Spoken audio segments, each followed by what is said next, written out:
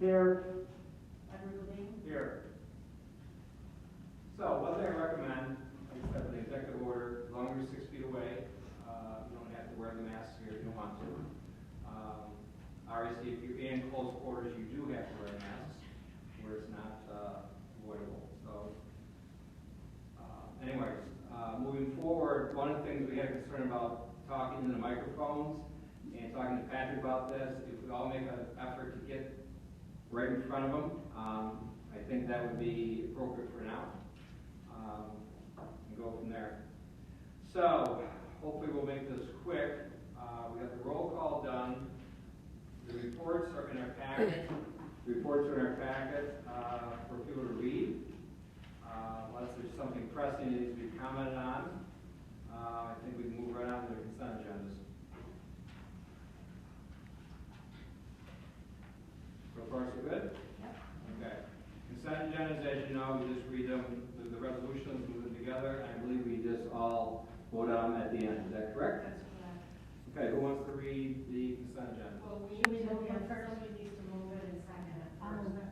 Good. I'll second. Okay, and then what we usually do is somebody reads the title of each one, so or you rotate around or something so that you know for sure what you're voting on. Absolutely. Want to start, Joe? Motion approving and authorizing LED digital sign payment date and clarifying payment amount. Motion authorizing supervisor to sign contract with Marathon Energy for 2021 through 2023 gas services. Motion authorizing supervisor to sign with Constellation for 2021-2023 electricity services. I guess he's passing on to you, Andrea. Okay, motion authorizing town of Lansing supervisor to sign Lansing Youth Services 2020 agreement with the town of Lansing. It's 2020, not 2021? Which one did you say? 2020. It is, okay. For this year. Motion approving and authorizing payment for expenses actually and necessarily incurred of the Lansing Advisory Committee on the Power Plant Future. Resolution approving and authorizing bid documents for procurement of Myers Park bulkhead project materials. Okay. Bronwyn, do you have the agenda in front of you? Yes. Do you want to do G, H, and I, please? Sure. Resolution establishing town broadband committee. Resolution approving and authorizing Guy Gilchrist Esquire to represent the town in the Collier Trust fire claim. And resolution hiring part-time seasonal laborers for the Parks and Recreation for the town. Doug, are you there? Oh, yeah. Do you have the agenda in front of you? I do. You want to do J? Resolution hiring Myers Park campground manager for the town of Lansing. Item K, resolution increasing pay for laborers for town licensed parks and recreation. And resolution L, resolution approving audit and budget modifications and supervisor's report. Okay, now Mrs. Munson. Okay, so, just to clarify, so you're voting on the consent agenda resolutions 2072 to 2078 and motions 2006 to motions 20-10. Andrew Benson, Yes. Doug Date, Yes. Brian Losey, Brown. Yes. Joseph Wetmore, Yes. Edward Levine. Yes. Okay, agenda item number 13, motion authorizing issuance of Highway Department building renovation project request for proposals. CJ, you want to chime in on this first before we get too much in the weeds on this? Sure. Earlier, so you can hear me okay? Yes. Okay, great. Earlier today, actually around close of business, I sent to the town board the expressions of interest that were received from a variety of architectural and civil engineering firms who are interested in the project. So these kind of mini proposals give you something of a flavor of what the full-blown request for proposal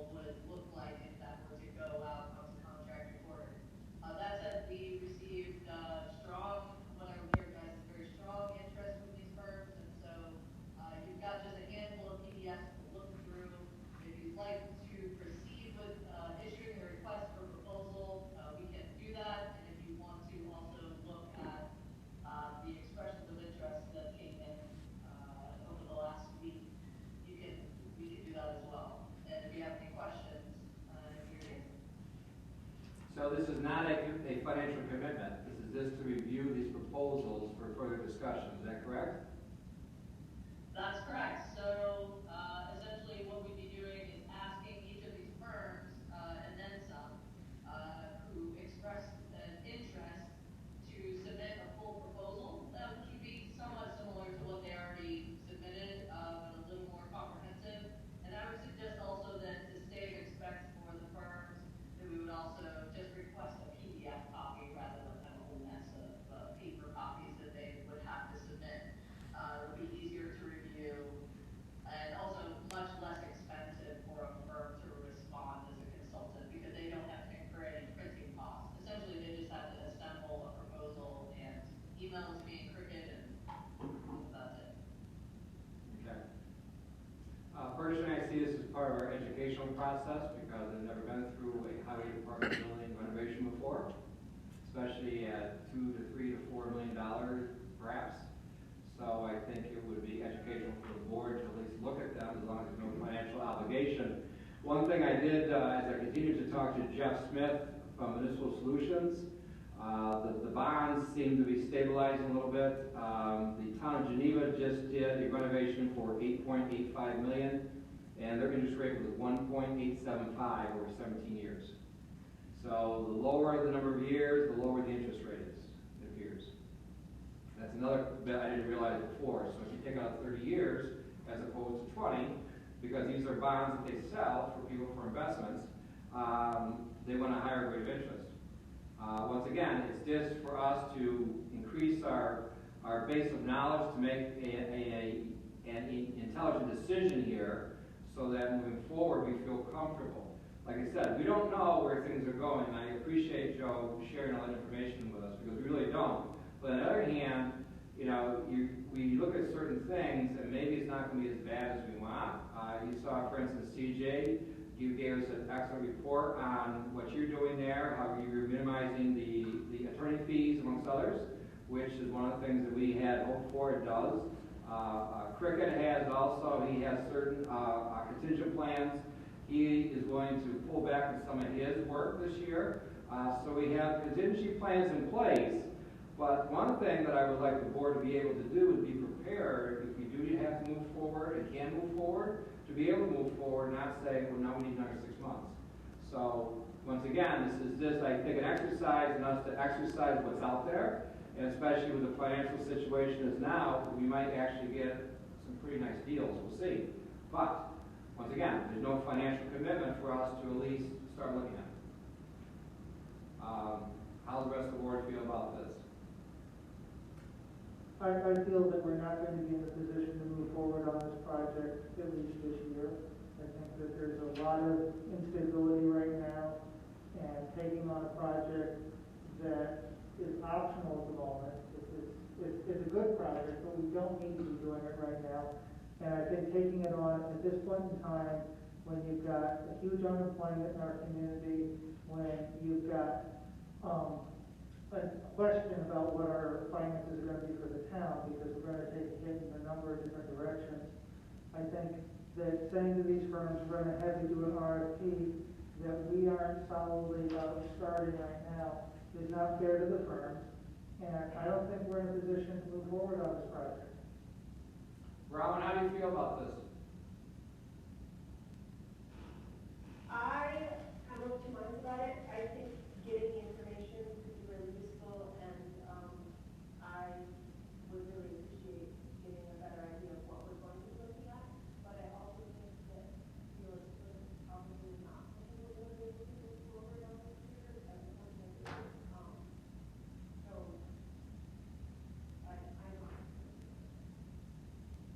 I'm sorry to hear the last part. I'm a bit conflicted myself about it. Okay, Doug, how do you feel about it? Well, CJ, I have a question for you first.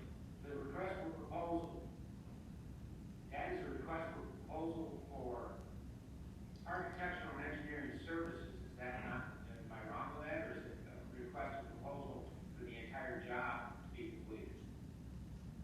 That's a great question, and this is a request for proposal specifically for the architectural and engineering piece of the project.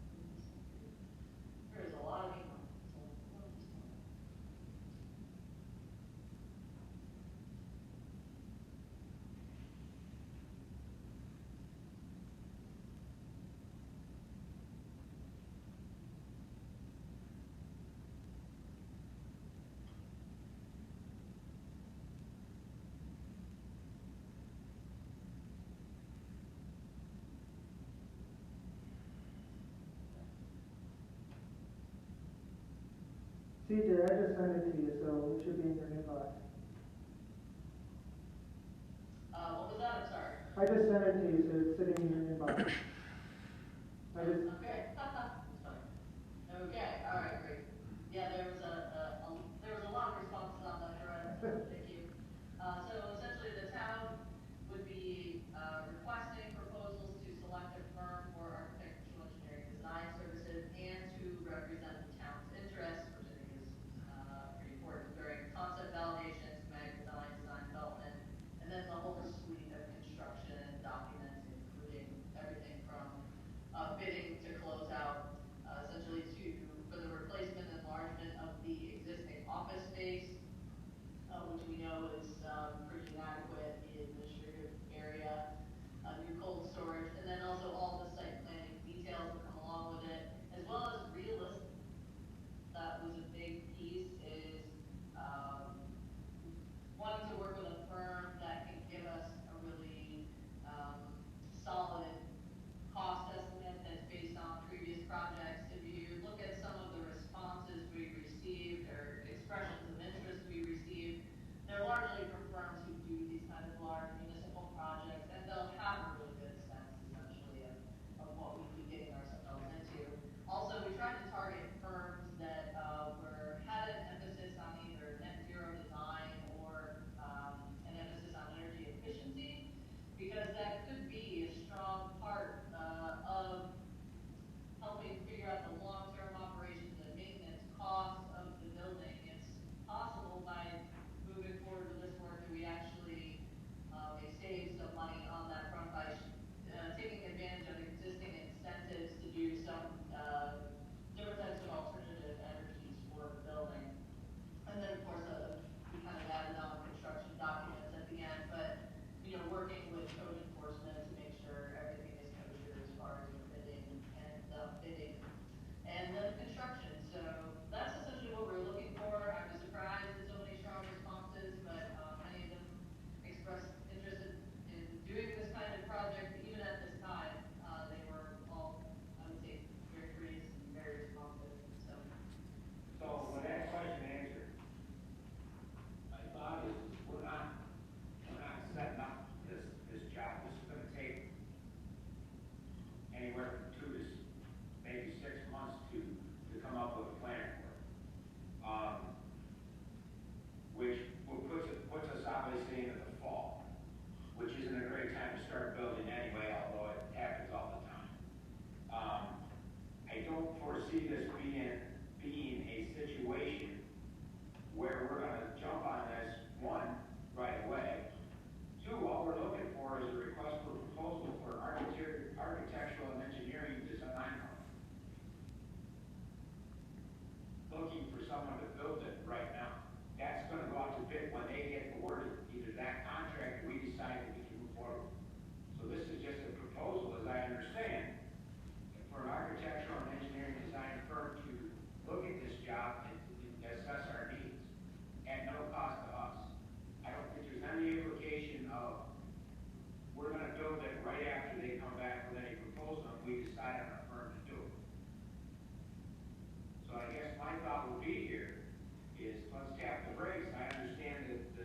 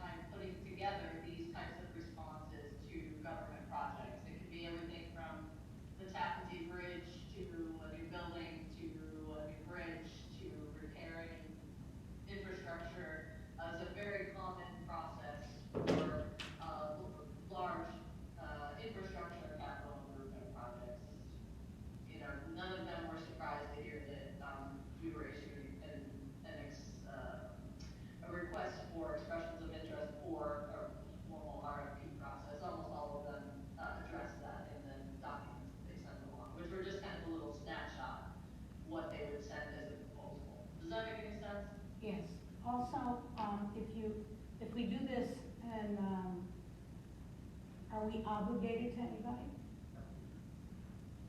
No, so in the, request for proposal, I think I've sent you kind of a marked up version of it that has a bunch of highlighting in it, but one of the, key pieces on page 2, there's a piece that says, the town is not liable for any costs, that's incurred as a result, so these firms have marketing departments where they're putting together these documents, and typically, it would be requested that they submit a certain number of documents. This can be a pretty costly process to print and bind color documents that are then, gonna be sent to, municipalities for them to review.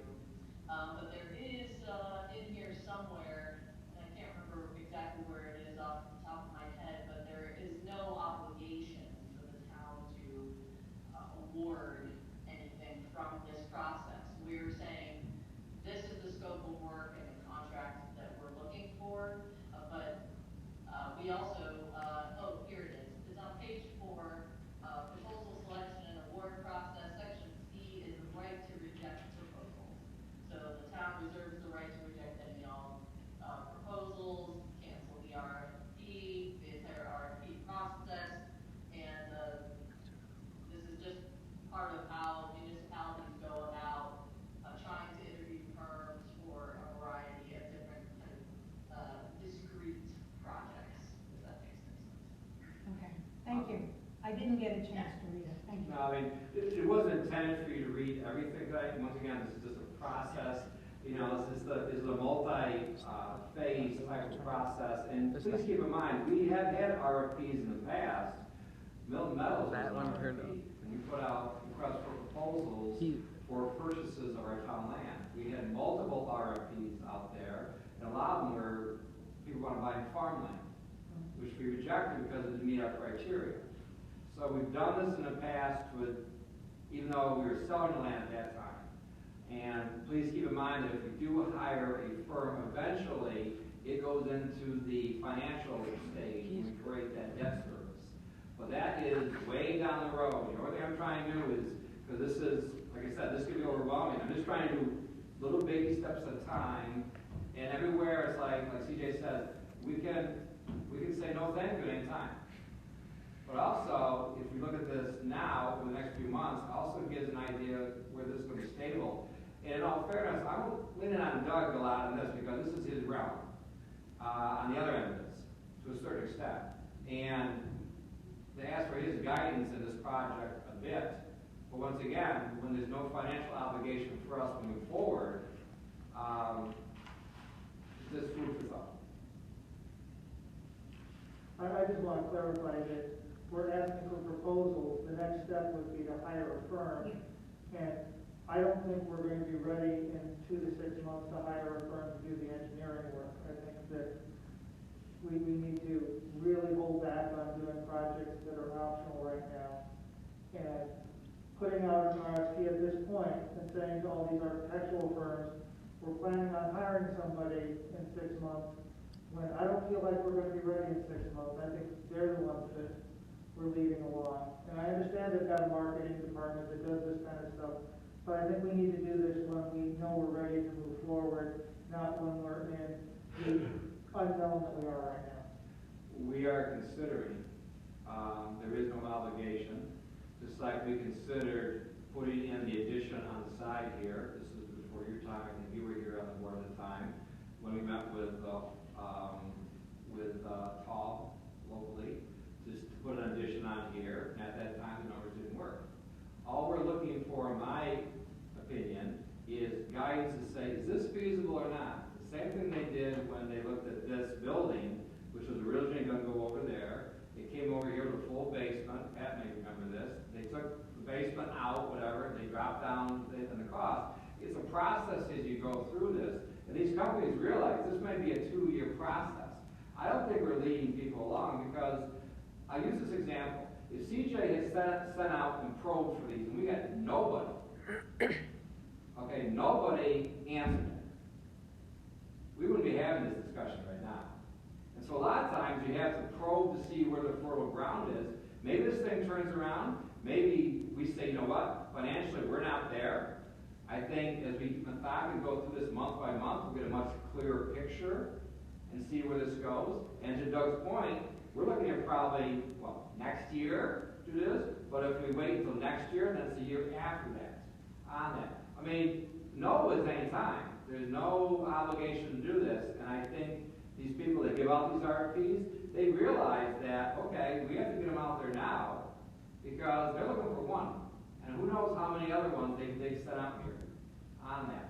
I think that they know their eyes wide open what they're getting into, and so do we. I just want to make sure that going forward, we're in a position to say, you know what? It really wasn't the right time to do this. We're okay with this. Maybe another 5 years. Or we say, you know what? This really might be something we might want to really look at aggressively. So I guess I'll take the temperature of the board, and I'm not a yes or no to this, okay? But on the other hand, I think we have to do due diligence to at least seek this out. I personally don't know that, I don't have the concern you have, Joe, about this. I mean, this is a request for a firm to come do it out of 6 to 10 firms. We haven't awarded anything yet to anyone as far as a firm coming up with the concept of the building, which is gonna take some time. I don't think 6 months from now, we're gonna be ready to do it, period. I don't think they'll be ready to do it. This has to go out to bid to another 150 contractors beyond that before we even issue anything. So I think this is getting our ducks in a row, so to speak, to allow this process to begin. We don't know if we can't do it, we can't do it. No, I'm sorry, we can't do it right now. That's the way business works out here in that construction field. We've had jobs all the way up to the 11th hour, and all of a sudden we were told, no, we can't do it. Yeah, we're disappointed. Yeah, we're upset we didn't make money on the bidding process, but that's the way it is in this business. So I don't think we're leading anyone on, and I don't think we're wasting our time at this point to try to get this process in motion, because the process prior to this even getting built is probably as long or maybe longer than the process of building. So you gotta, I really think it's important, especially, we're not getting charged any money for any proposal from anyone. We don't even know who we want yet. So I think, personally, in my mind, it's a no-brainer, but that's in my mind. Okay. Ron, how do you feel about this before we move on?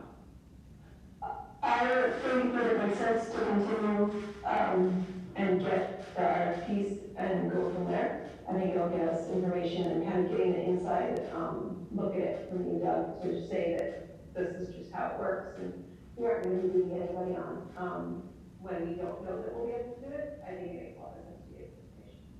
Okay. Andra? Yeah, I'm gonna go with it.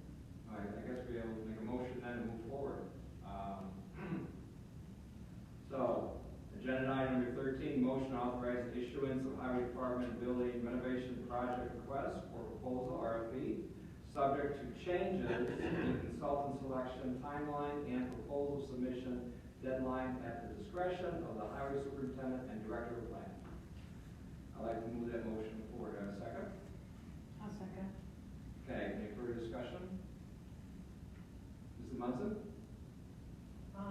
Well, I have down here as a motion, I should just do a all in favor, but under the circumstances, I think I'll do a roll call vote. Okay, either way, whatever you feel is. Well, I just think Okay. it might be better for this situation. Andrew Benson, Yes.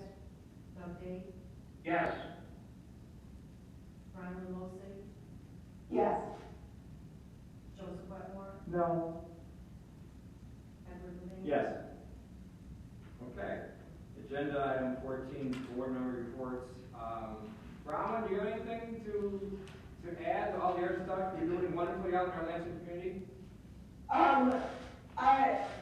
The ZBA was canceled this month, the IO's going to meet in next week, and, I'm continuing to work with a couple folks in town to figure out the best way to support, some of the more vulnerable members of the community and do that in a sustainable way for everyone who's working on it. Thank you. Andra? I really don't have much to report, but I too am working in the community mainly through our church to help those who need food and also companionship over the phone. Good. Doug? Well, as far as our planning board, we had a meeting on Monday night, Zoom meeting, which went incredibly well. My hats off to CJ, Sue, and Glenn with regard to what they're doing in the planning office. Essentially not really missing a beat other than any state or any new issues that show up at the state level that don't allow things to happen. But there was 4 items, action items that were decided on and talked about quite extensively on Monday. And, so, I mean, we're shut down, but, in this regard, once again, this is moving items forward, I believe, at our planning board and also our code enforcement and planning office, so that when this does ease up and we get out of this funk that we're in, people can move on and get the, what their dreams are in some cases here done. So I don't, unless you want me to, I won't go into the specifics of the planning situation. But like I said, there were 4 different items that were moved and decided on with positive direction, I believe, in all, except maybe 1. But other than that, I think we've exhausted all the possibilities. And once again, my hats off to the planning office, the leadership in this regard. All 3 of them, they're doing a great job. So. Great, thank you. Joe? We're gonna get into the budget stuff that I've been working on in the work session. I've been trying to dig up some numbers on that. Pat and I have been working on putting signs up throughout the parks to warn people to wash their hands, to keep distance from each other. And I want to appreciate Pat for helping me put together some signs so we can get those up right away. I also want to thank Pat and Dan for help on the website. We got the website done really quickly. I think in this time period, being able to move quickly is really important. Most of the meetings that I usually go to have been canceled, so. Yep. Common thing. So we'll go over the budget stuff in our work session, because I put a lot of time into looking at numbers and stuff for that. Okay. Anything else at this time then? Okay, so a couple of things here. Obviously, most of these discussions pertain to the coronavirus. We find out, for instance, that Tops called me yesterday. They had 185 one-pound packages of ground beef. They were giving those away. They found a home for those. We now have set up a network between the food pantry, between Tony Adams, so that the manager has her cell phone now, so they can call directly. Lansing Community Council has given $1,000 towards material to make masks, so we'll work on that. We passed that. Deb Munson's been working on trying to get masks here, and also there's a distribution box out there. So we're trying to get as many masks as we can. I understand they're not perfect, but they're better than nothing. And a lot of times he has to collect the water vapor, whatever, from where you are. Sometimes people even talk, they project more than other people do. Sometimes people laugh, whatever, cough, and there you are. We're having weekly meetings through Zoom. By the way, if it's not Zoom, you can do it through your phone. You can actually go to the Zoom meeting on your phone. You won't be seen, but you'll be able to interact there and everything. You can put it on mute and listen.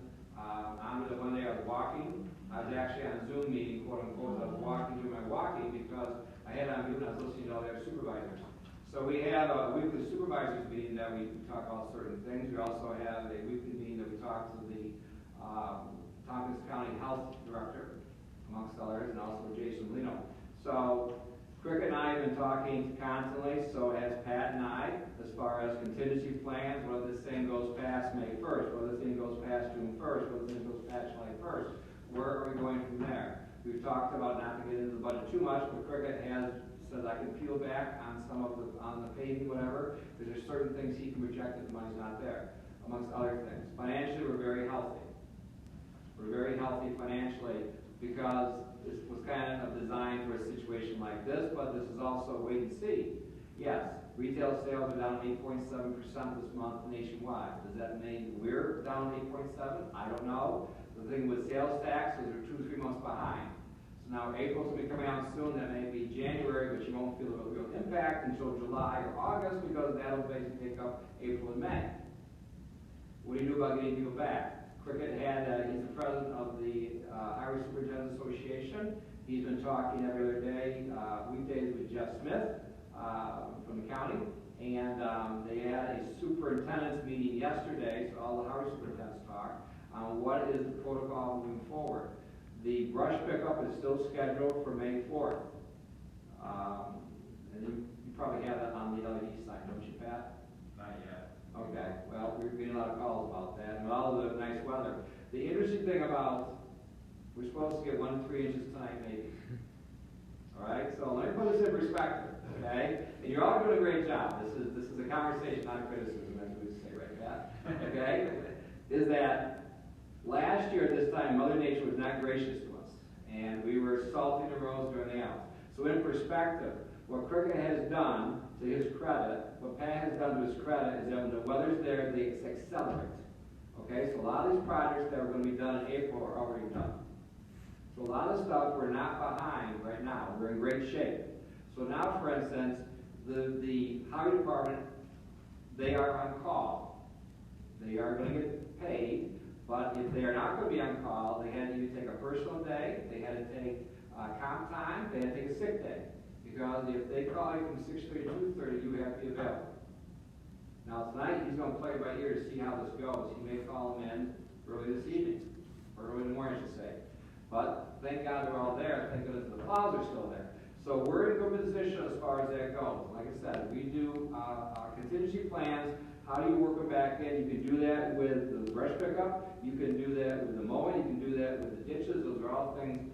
But please keep in mind, we had 3 meetings in 4 days because of 3 different executive orders.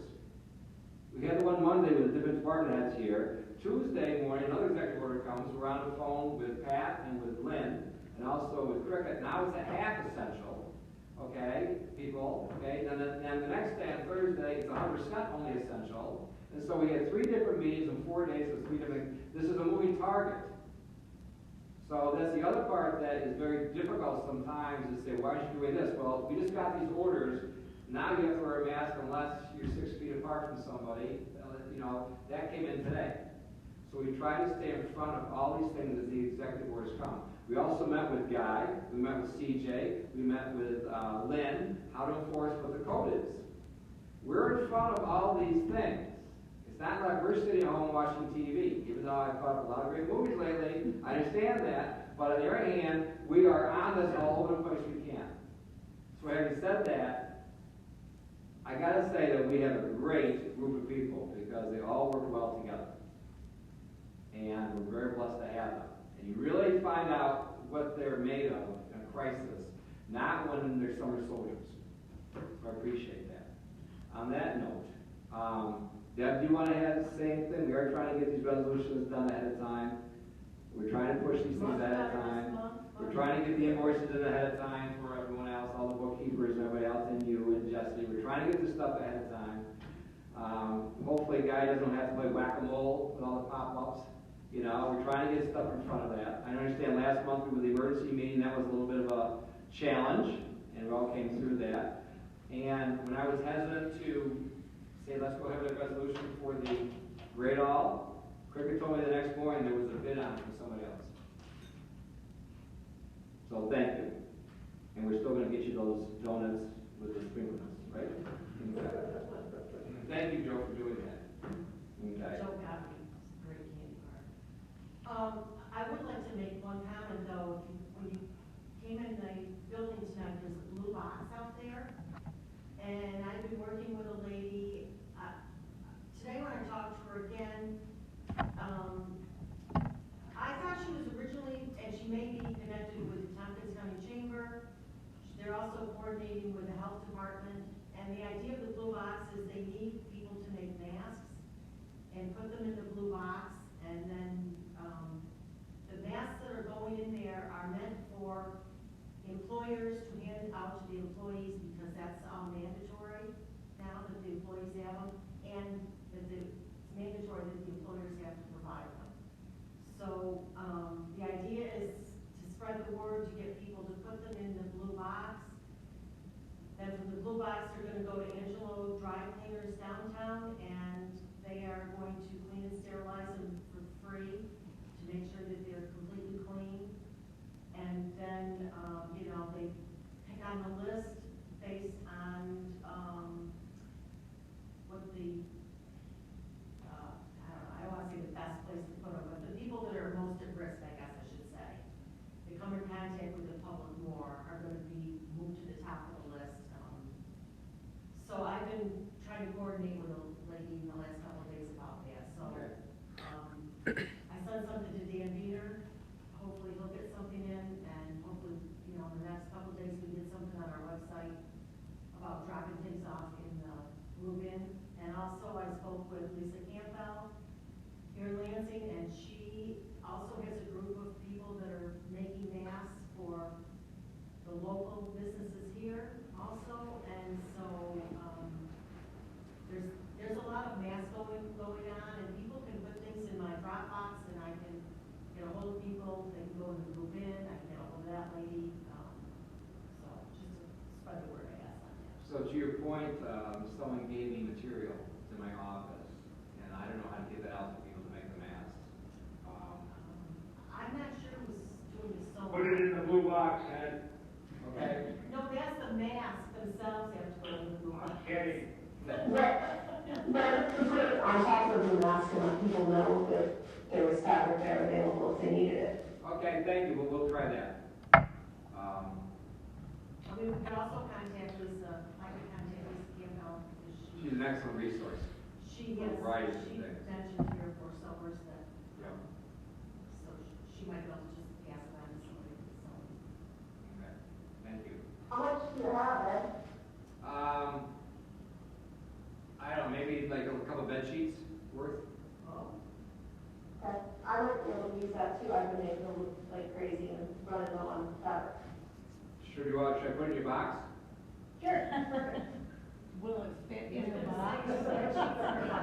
We may have to use Joe and Andrew's boxes also. That's okay. Opportunity of the boxes, yes. Yeah, or it might not be, so. I'll then- look at it since I'm sewing masks too. I'll look at it. Yeah. Thank you, thank you. Okay, good. It may not be that much, I don't know, we'll see, but I'll be happy to do that. Okay, on to the work session then. We do have something for executive session at the end that, CJ, I need to have you stay also, okay? Okay. We're gonna go through budget right now, in the work session. So, a couple of things here to keep in mind. All the moving parts, right, in the budget, like the sales tax. And having our discussions with the superintendents or the supervisors, there are some municipalities that don't do sales tax anymore. What they do is they work with the county or with the county and say, okay, the county tax will go down, but the sales to make up for that sales tax decrease. I'm not proposing that. I'll say that again. I'm not proposing that. But if our sales tax comes to a point where it is inconsistent because the aftermath of this, it may be something for us to consider. At the end of the day, your county taxes go down, your town taxes go up. But it's still, at the end of the day, your tax liability is the same. But that is something that I haven't investigated very much, but that is something to be proactive in case the sales tax becomes inconsistent down the road. Once again, we're very healthy with our sales tax fund balance right now. That may change, and CJ, this is nothing personal, But since we brought you on board, and as you know, I think you're extremely cost effective, is that there'll be more coming out of that. Right now, it was about 83% of sales tax went to the highway, 17% went to code and planning. Now it'll be about 80-20 because of her benefits also. Okay, so there's a slight tweak there as we see as you go forward. We have to be concerned about a mortgage tax, even though Verizon's just got sold for $6 million. So hopefully that'll add to the mortgage tax a little bit. We'll see. We're going to try to track that, I was told. We also have to be concerned about other revenue streams coming in, but obviously mortgage tax is a biggie on that. Also see a lot of our programs, the rec program, a lot of these pay for themselves, right, Patrick? So if they don't come in, we don't pay for them, so it's a wash. Same thing with the youth service, right? If it's not, so we're not really in financial liability for a lot of these situations. The sales tax is one that we need to track and make tweaks and adjustments. CJ gave us a wonderful report, which he's doing proactively. And moving forward, as Sue moves on after July, and we bring out somebody new in, we'll see where that goes also with that. That means that they're going to have one court clerk instead of two, but that also means that there'll be less revenue coming in. So there may be a wash there also. I mean, all these things we track as we go, the moving target, and try to catch the shadow. And sometimes it's very difficult, but the good news is we know what we're looking for. Joe, you had some excellent suggestions. Go ahead, you want to chime in? Well, let's start with mortgage tax, because right now we're in a situation where people aren't wanting to write mortgages because people, there's a 90-day hold on people actually having to pay on their mortgages, and that's really cut back on the mortgage market a lot. And in addition, people aren't buying houses at the moment like they have been. So those two factors mean that we're going to see some kind of hit on our mortgage tax. Not sure what, but it's definitely going to be down considerably depending on how long this all lasts. Sales tax, you saw in the report, the city's comptroller is expecting somewhere between a 5 and 15% hit for the year in sales tax, assuming that we get back on track in June, which I think is kind of a optimistic assumption. I gave everybody a printout from Morgan Stanley on what they're predicting this is going to look like, and they're looking at us staying basically shut down into July, and then they're looking at starting sometime late November a potential second wave. And I think if you look at that, that's a really rocky road that everything I'm reading is saying something like this. If we open up and have somewhat normal society relations before there's a vaccine, we're going to see a second wave. It's kind of unavoidable. It's exactly what happened now. A few people infected, socialize around, and you see it spike up. And the only way to stop that, and this is what you're hearing from the governors right now, is testing like you wouldn't believe, and a whole bunch of people going around following up on everybody who tested positive to see who they interacted with. And I don't see that coming together in the next month or so. Maybe it will, but it's a huge bump up to get the amount of testing we're talking about and the amount of follow-up. They're talking about 100,000 people to do the follow-up. It's a lot of work, so I'm really worried that we're on a very rocky road. And so I think what CJ's been doing is really good in terms of looking at how to cut back. I appreciate Pat's report in which he described basically how his department may not be doing as much this year, but we're not going to see a huge financial hit. What I'm worried about is the big hit in sales tax, the big hit in mortgage tax, and the pension fund, and we're going to get hit. When Wall Street loses 30% in a month, we're going to see that in our pension fund payments. And the city comptroller right now is expecting between a 25 and 50% increase in pension fund payments. We saw this in 2008 as well. Yeah. So I see us having some really major spikes that I know we're preparing for, but I think we need to be very conservative right now because I'm seeing a very rocky road ahead of us, And I'm seeing some potential for some really big changes in our budget. And even though we're in good shape now, we want to be in good shape in 2021 as well. Okay. Anybody else? Well, I want to thank you for providing all that information. Because, you know, it's very specific. I'm thinking about it, but you got the specifics. I can't hear you. I was just thanking Joe for getting that information because he put down some real specifics. Because I knew about the sales tax, and the mortgage tax, but it's good to see specific numbers. And maybe they won't come true, but they might, you know. And, we don't know the future. We have no idea.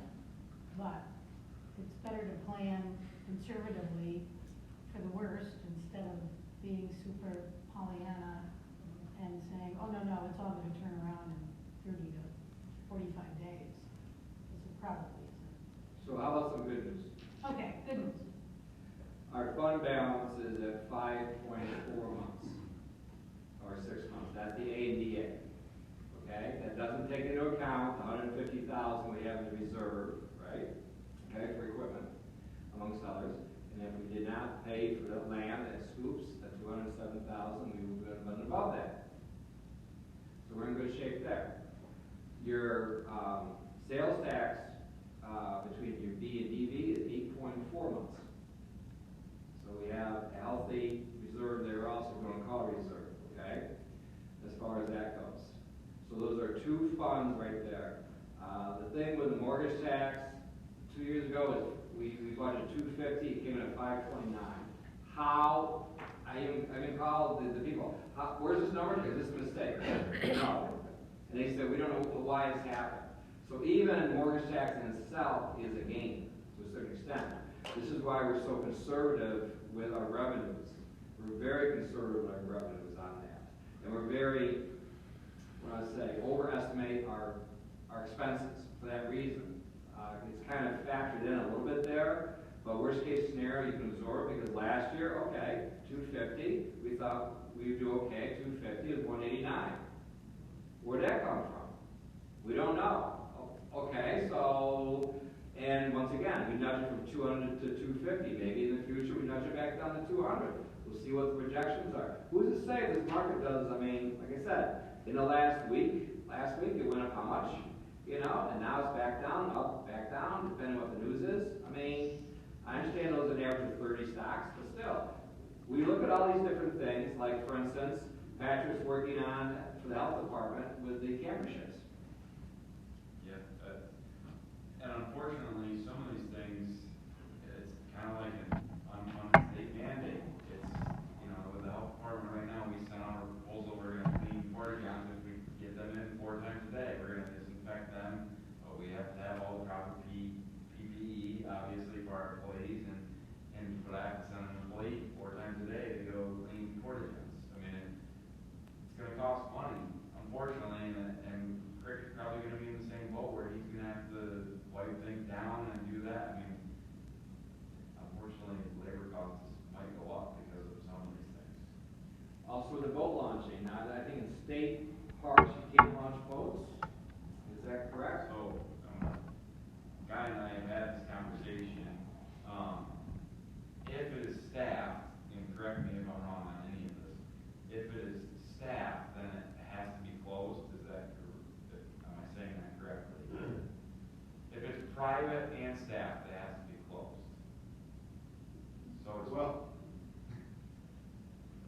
I attended my second conference today on stuff like this, and the reason that so many state agencies are throwing up guidance is because some of this people just don't know what it means. So the reference to closing marinas for or to prohibiting the launching of recreational boats, that's considered non-essential. That came out under the guidance issued under 202.6 and 202.8, which means by definition, it is guidance that's applicable to nonprofits and businesses, not governments. Secondly, it only deals with recreational boating. So, if someone is going out to commercially harvest perch for sale to a food service of some sort. Is that recreational? I don't know, but I know a lot of perch fishermen who will suddenly say it's commercial. Yeah. If it's a charter, clearly it's recreational for the people that have booked the charter, but it's a commercial boat and it's a commercial offer. I don't know what it means. So I've encouraged Pat to, that the idea of closing it to recreational fishing is probably, in terms of social isolation and separation, a good idea. It's hard to keep 6 feet separation on a boat. They have to be a pretty good sized boat with very few people on it. I suggested to Pat, since that guidance did not apply to governments, that maybe he coordinate with Fillmore and the local state parks and see what are they doing and what is their recommendation. So I actually took a ride last Friday, last Friday. I went up the east side, and so Long Point is open with no posting whatsoever of closed or any of that. The Union Springs launch, which is run by, I believe, the village, is totally shut down to everything. They've blocked it out totally. Now, Treatment is still open the same way. It does not have any postings nor nothing. So we haven't posted anything. We're not staffing it. So I still have, there's people that have boat slips that need to put their boat in their slip and should have that ability. So I haven't closed our launch. Well, then we walk down the, go ahead. Well, no, my advice to Pat was that since the actual guidance issued by Empire State Development specifically does not apply to governments, it applies to businesses and nonprofits, that he check and see what the state parks and other municipal parks are doing. And because the purpose of the guidance might be served by some sort of restriction or closure, even though it may not apply to us, I suggested you get that work done and think it through and then ask the board for guidance. Just make a recommendation or take one. Because I think it's probably the town's decision. Well, then we had a situation of concerts in the park. We had a situation of the fireworks. We had a situation of the 4th of July barbecue. We had a situation of all the gatherings where, I mean, all these things you see down the road and you're 2 months away, a month away. Where do you go from there? And you have to kind of let it come to you in many ways. We're prepared to do all these things. We're not going to get caught, flat-footed. But the situations are going to dictate what our actions are to a certain extent. Because we simply don't know that this thing evolves, where it's going to end, stop, be dormant, whatever. I mean, some people think that once the A-OK is, a lot of people aren't going to go back to the restaurant and stuff the millennials. Because they're invincible. And they're young and they want to congregate. I mean, I don't know. If we tested everybody here, how many of us would actually test positive? We may have already had it, not know it. But again, we're buying time. That's what this whole thing's about. I personally feel we won't be until through 2021 before we finally get an idea of where the steady state is. But getting back to the budgets, everything, we watched the budgets. These Zoom meetings, I got to tell you, if they want to keep them in the future, God bless you, thank you. Because I've got to do it from one spot and drive a half hour here, drive a half hour there, whatever. I mean, if we have to do our meetings here, which we can, by the way, do virtual. I mean, you can do Zoom meetings on your phone. If you have self-service, you can tap into the bullet point meetings. I've done that on my phone. You can also, it can be legal. I'm not going there with this because, once again, we don't know if this is going to be 2 or 3 months down the road, but that's a possibility if you have a transcript. There are things you can do for this.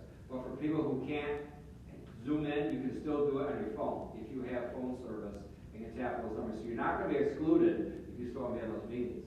I mean, they're going to do it now with interchange for doctors. I think that's wonderful. All this stuff, there's going to be some permanent practices. I mean, there's going to be some good out of this. But having said that, we are prepared, Lansing. We are prepared. It's just a matter of what's going to happen week to week, day to day, and who knows if there's going to be another executive order tomorrow. There was one today. We'll see. Are you checking now? I wasn't aware of one today, but I know there was one from Monday that went into effect today.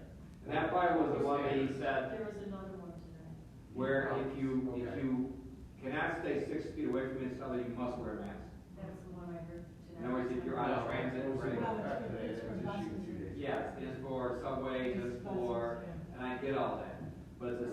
God bless our people in armed services. You got 5,000 people on an aircraft, they're shoulder to shoulder when they're going to the child line. Amongst other things. Anything else on the budget for right now? I mean, these are all up to date. I appreciate that. I appreciate the up to date things from the county health department, on where we are with this.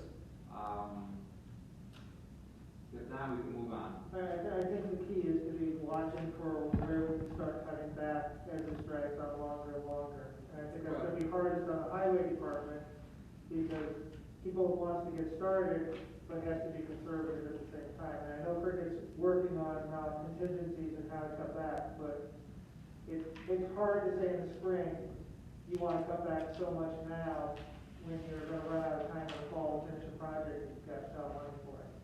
Well, once again, he's been at it for 27 years. We had a conversation again today. He has action plans in place. I know that. And the protocol is, how do you do this so that you don't put people at risk or the town at risk? I get all that.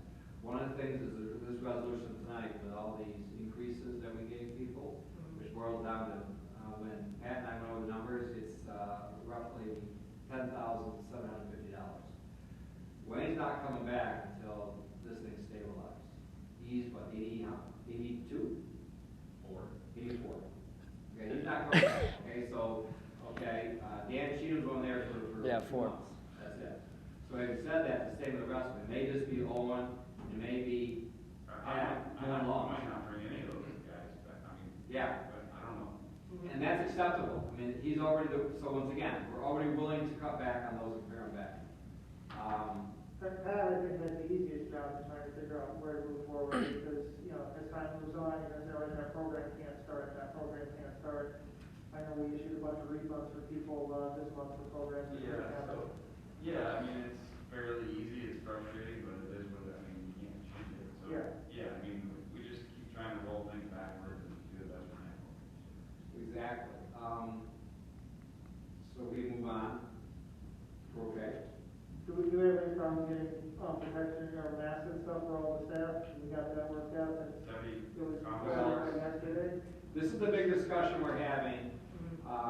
Once again, this is a big discussion we're having with the county health staff, is the PPEs. Yeah.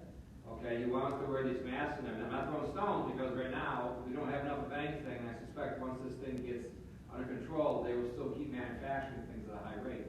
The same thing with the hand sanitizer. Once again, I got this one from Lansing Market, and it was from the Cortland Bottle Company. They did it. It's a little bit expensive. I think 8 ounces was $15.59. Not more. I'm just saying it's available. And it's 80%. Normally 70% is the cutoff usually. So 80%. And I tried it today. My hands are not on fire. We're fine. It's not like the ones in the county where they tend to burn a little more. So what am I saying? It's the same thing with the mask. Same with everything else. This is the one thing we do, is that we try to implement. We have to have the workers be able to be protected, and have the gloves, and have the mask, and everything else. So that's a concern, which I will address tomorrow at 8:30 again, to say, by the way, how are we doing with those? Because this is going to be a long-term consideration. So there are things in place. My apologies for being a little long-winded today. So the public hearings, going back to the executive sessions. Well, first of all, let me circle back. Doug or Brown, do you have any questions, comments, or concerns, since I'm stuck with most of the oxygen out of this room?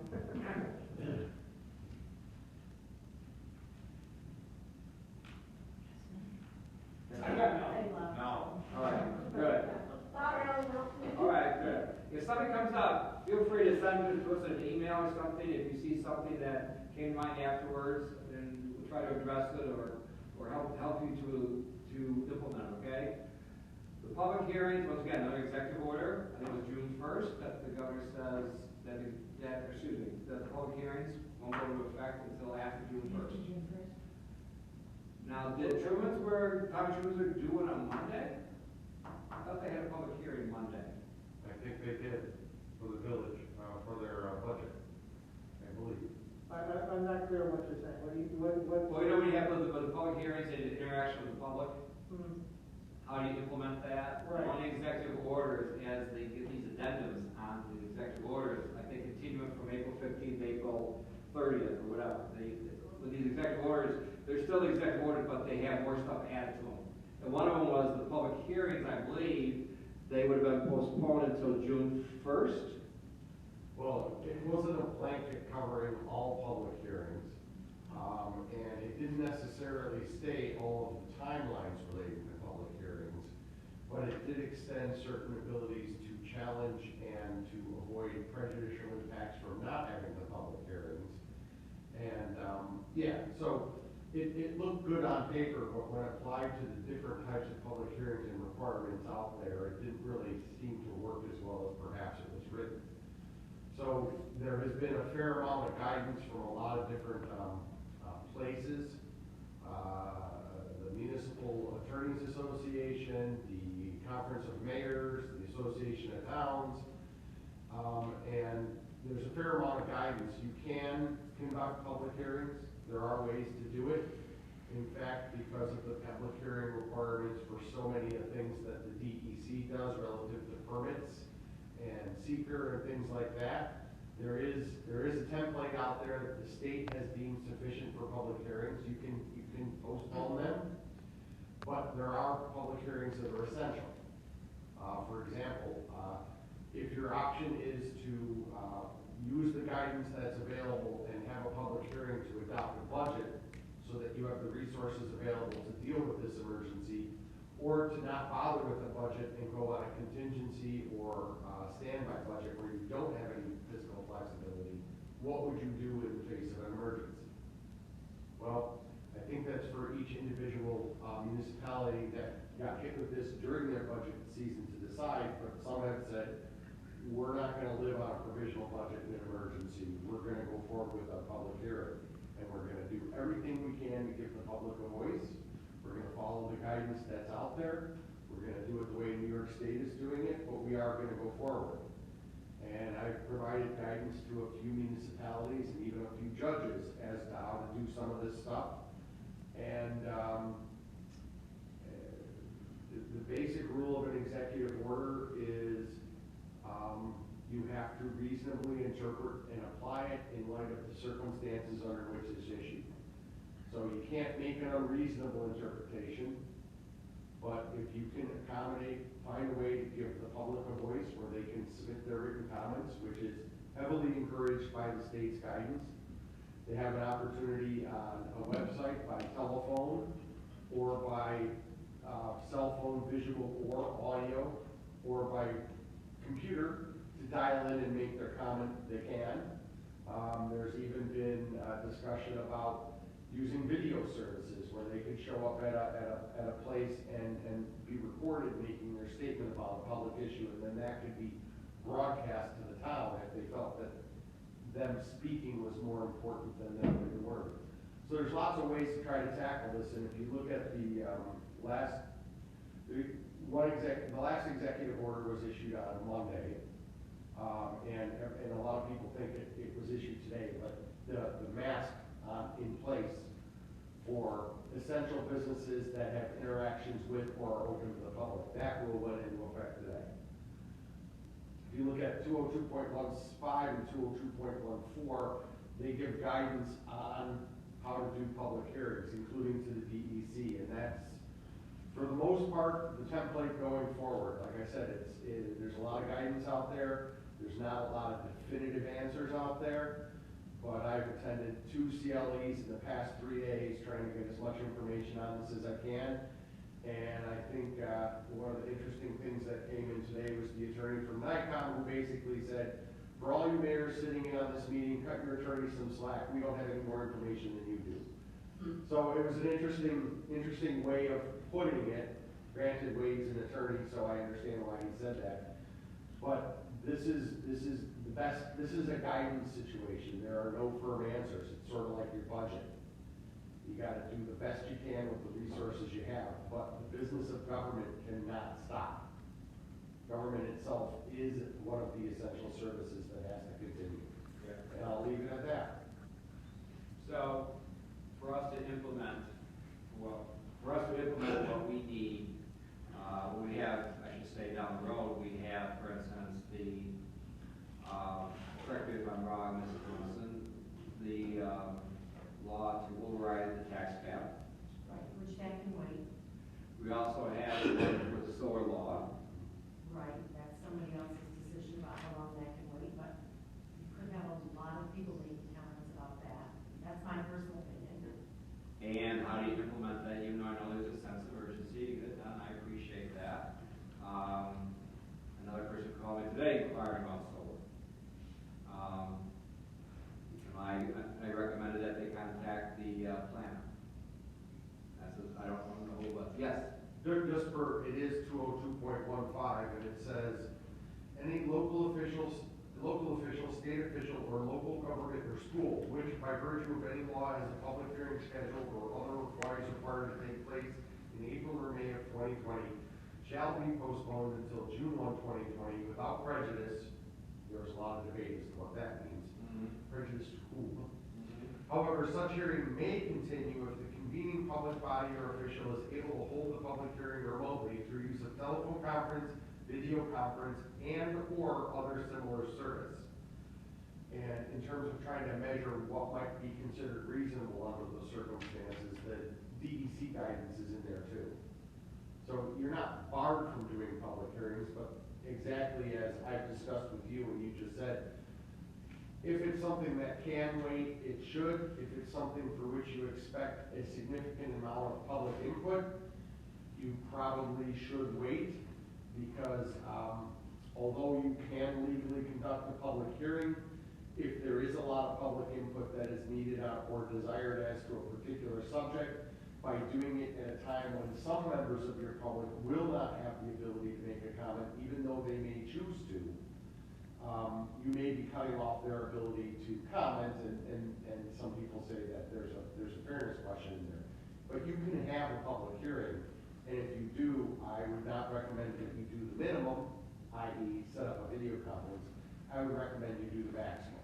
Video conference, written submissions, have a place where they can go, and maybe a kiosk reserved in the library if there's one that's open, where they can go and hit record and make a statement about whatever it is, have a copy there, have a designated spot, and then that recording, those recordings, which would be digital, can be pulled and played here. There's a lot of ways to try to reach out to people that might not otherwise have smartphones or computers or good enough signal at home. Most of your video services have a telephone dial-in that's toll-free too. So as long as they have a phone, they could attend a conference and make a comment. It's not the same watching it on video as it is on purpose, because you don't get as much information. You can't see everything at once, but if you want to have a public hearing, you can. Well, that's the whole point of the public hearing. Sometimes the interactions or the comments of other individuals is just as important, in my opinion, as the one who's making those comments and wants to. So, once again, not to kick it down the road because we want to, but maybe we have this discussion in May on how to implement it, because it sounds like that's where the details, where the devil is right there, trying to figure out how do you have a fair interaction with everybody without putting them at risk. Got it. I would expect more guidance by May too, but we'll see.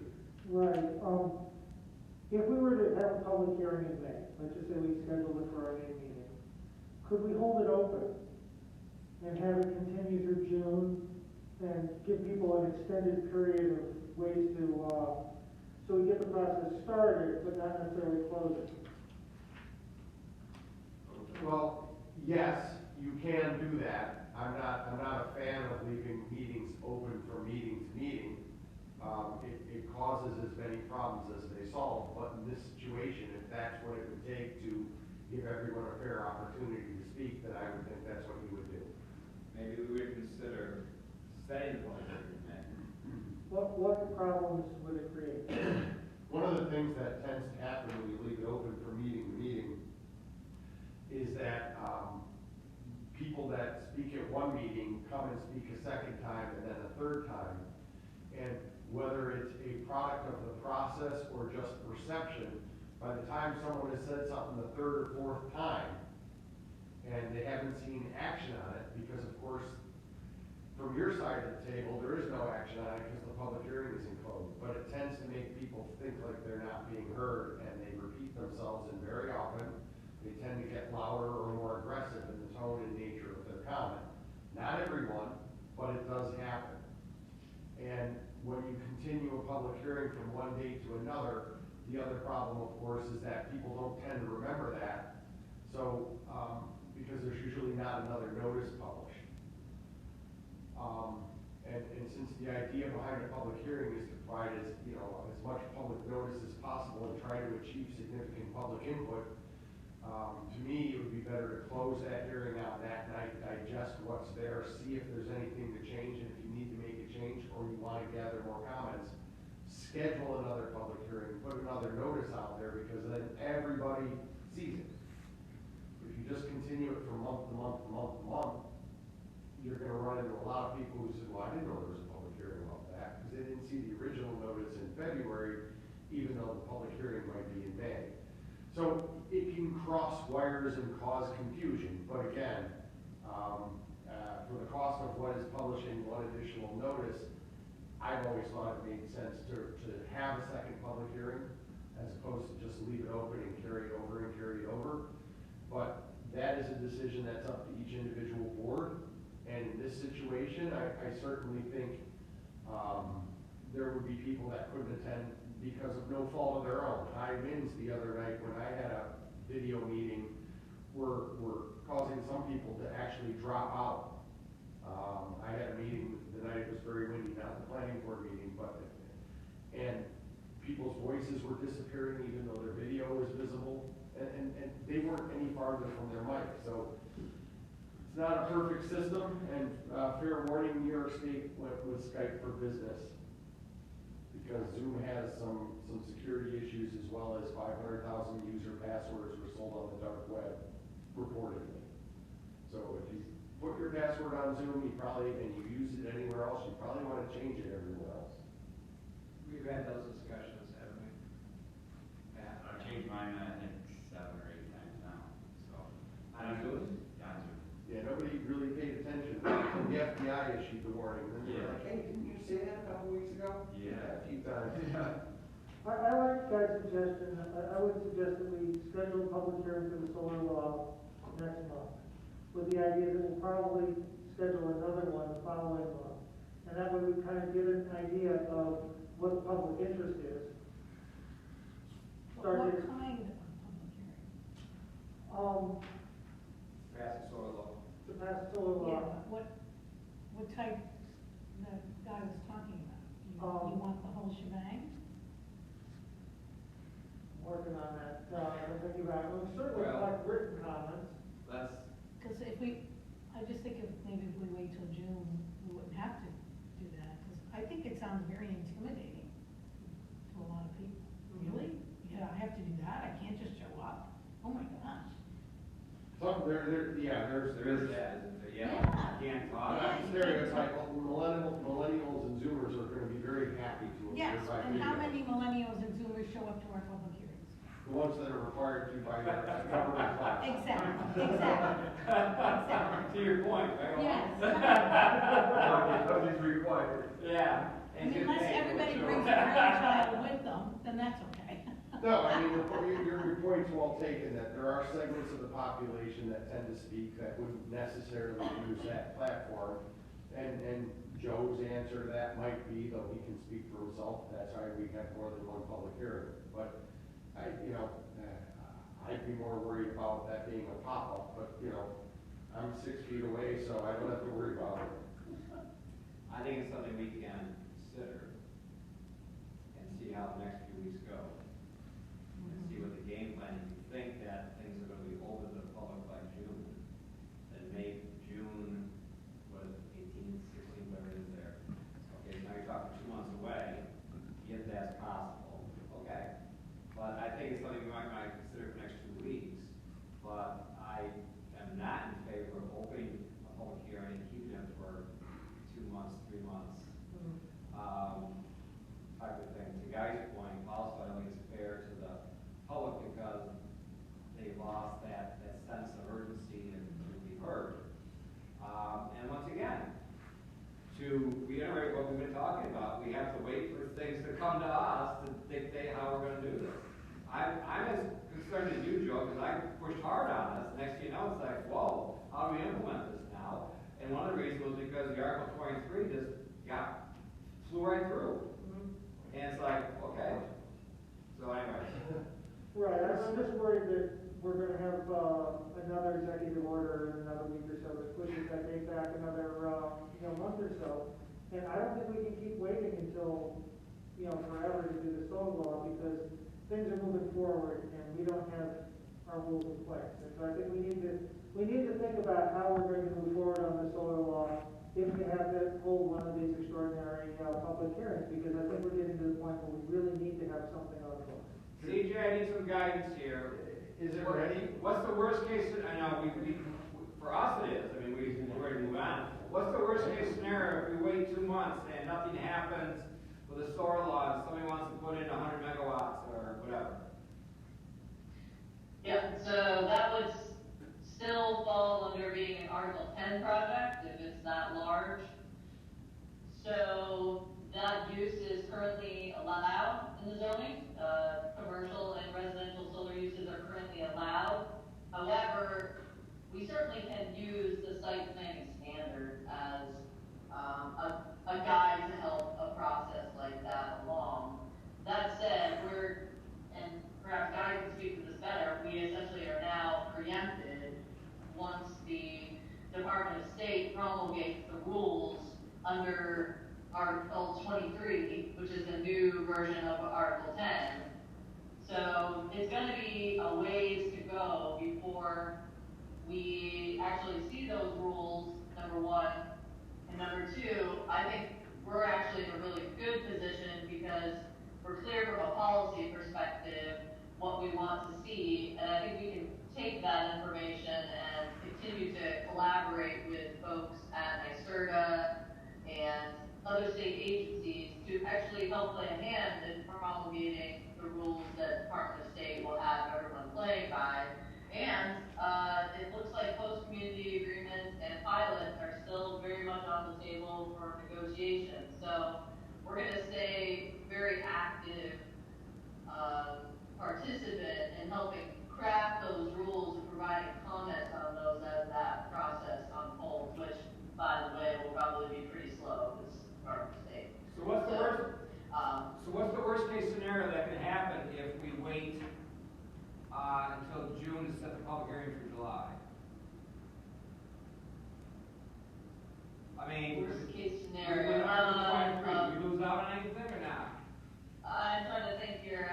Large project comes in and says, we don't want to negotiate a host community agreement, and we're going to start the Article 10 process now. But I don't know, from the conversations I've had with a couple solar developers that I called in the wake of the announcement, I mean, this was late February, right? It was like February 21st when we first heard that the state was considering this. And then, of course, passed it within, 30 days. I called a couple folks, including Grant, who had come to give a presentation at the Ag Committee meeting. I think it was February.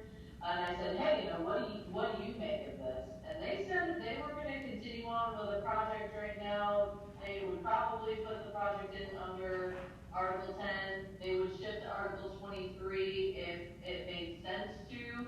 But those rules don't even exist yet. I think we're in a really great time between now and, say, the end of the year to pass a local law that in effect would stand as a policy statement. Yes, it is completely preempted by rules that don't yet exist, which is kind of a fun twist. But it's very unusual situation. I think the guy could probably speak to this a bit better, but it's it's very strange for a complete segment of the economy to essentially be preempted by either the state or federal government, especially in a home rule state. So this is very new territory for everyone, but I think the local law still has a lot of excellent site planning tools in it that will continue to, that will provide rules for projects if they come in, say, tomorrow. Somebody emails me and says, okay, I'm ready to do this. And also provide a framework which we can share with ag markets and our partners at NYSERDA and folks who really have a vested interest in getting good, clean energy siting done, I think the local law will pay dividends that way. So that's kind of my. So the reason I say this is because there are farmers now, because of the milk situation, they are very serious about going solar. Yep. And they're having some, this is no longer, we'll think about it, this is, now it's, okay, how do we put pen to paper? We make this a reality now, and how do we move forward on this? Because this is the final nail in the coffin. So worst case scenario, once again, I always try what's the worst that could happen. It sounds like this Article 23 won't go into effect till the end of the year, do you think? I'm not sure how long it's gonna take for Department of State to promulgate rules. They, correct me if I'm wrong, but from what I understand, they have to follow the State Administrative Procedure Act in coming up with those rules.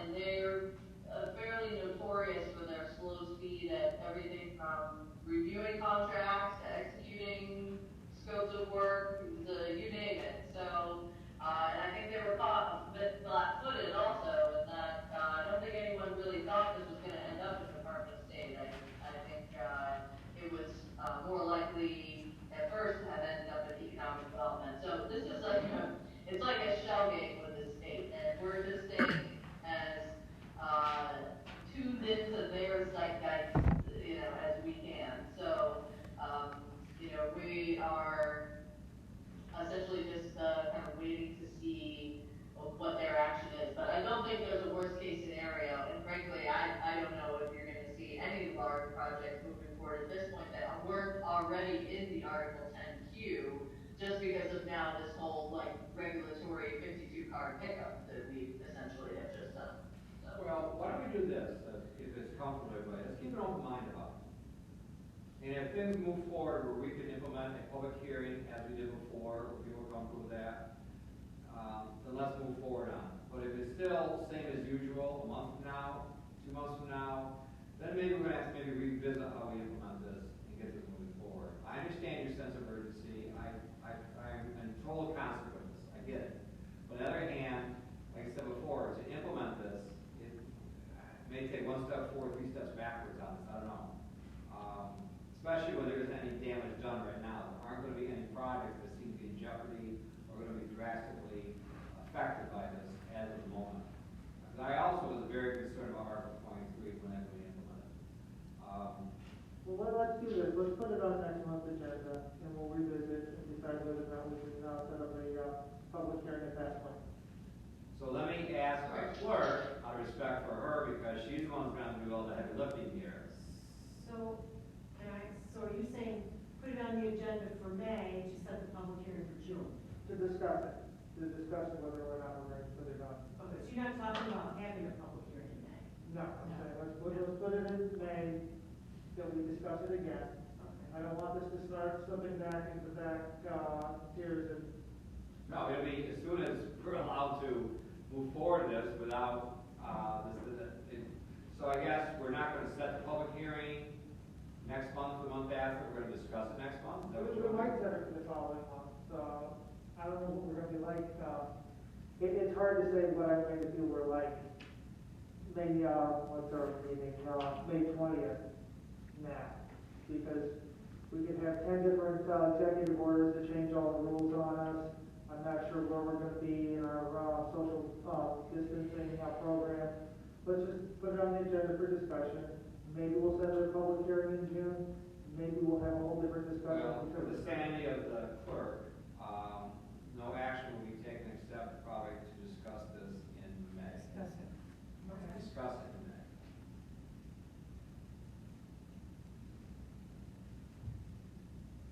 Okay. Makes sense? Yeah. Things may just change drastically, and we can move, because we're already ready to go. We're just waiting for what is the easiest way to do this for the most impact for us. Okay. So I think we're pretty well done with the public hearing implementation. I do have one thing to go in executive session. It's an update on a situation. Gentlemen and lady, I don't think it's going to take long. CJ, I want